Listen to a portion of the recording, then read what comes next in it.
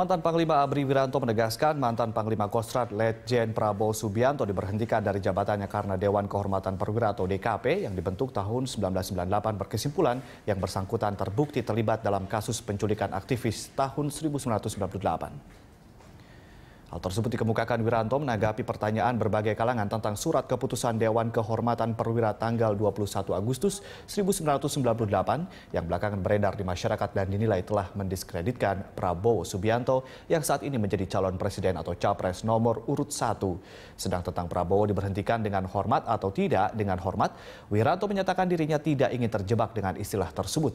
Menurut Wiranto, yang terpenting adalah substansi mengapa sampai Prabowo keluar dari militer. Saya tidak ingin terjebak kepada perdebatan istilah. Ya. Saya tidak ingin saling mengotot hanya mempermasalahkan istilah dengan hormat atau tidak dengan hormat, diberhentikan atau dipecat. Saya akan mencoba untuk masuk di wilayah normatif, kausal, normatif sebab akibat.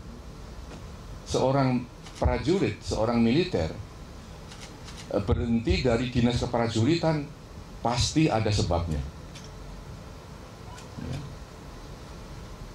Diberhentikan dengan hormat, sebabnya karena sudah habis masa dinasnya.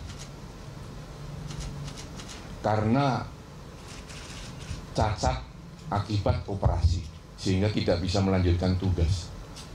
Karena sakit kronis sehingga tidak bisa melanjutkan tugasnya. Atau karena atas permintaan sendiri dan diizinkan oleh atasannya, maka dia berhak untuk berhenti dengan hormat. Di sisi lain ada berhenti tidak dengan hormat. Karena apa?